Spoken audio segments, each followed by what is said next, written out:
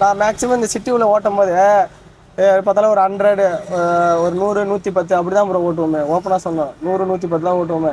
எங்கள் உசுரை வச்சு தான் நான் பின்னாடி இருக்கிற உசுரை காப்பாற்றுங்க. எங்கள் நேரத்தில் அந்த எங்கள் உசுறு கூட நாங்கள் யோசிக்க மாட்டோம்.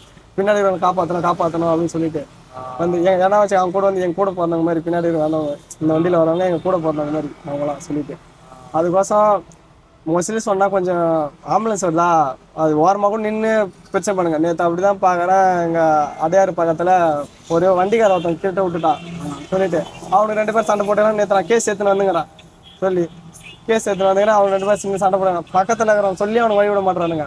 நான் மாறி வேற ஒருத்தவங்க எடுத்து போகிறான். அதுக்கப்புறம் தான் அவனுக்கு வழியே விடானுங்க ப்ரோ. அந்த மாதிரிலாம் இருக்கேன் ப்ரோ.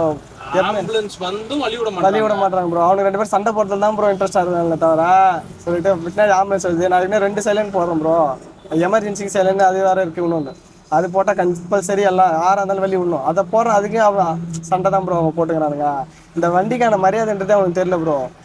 அதேமாரி இந்த ஃபீல்டை பொறுத்தளவுக்கு கம்பல்சரி எந்த நேரத்தில் ஃபோன் பண்ணி கூப்பிட்டாலும் ஓடணும் ப்ரோ. ஓப்பனாக சொல்கிறேன் ப்ரோ. சாப்பாடு இருக்க முடியாது, தூக்கம் இருக்காது சொல்லிட்டு அதெல்லாம்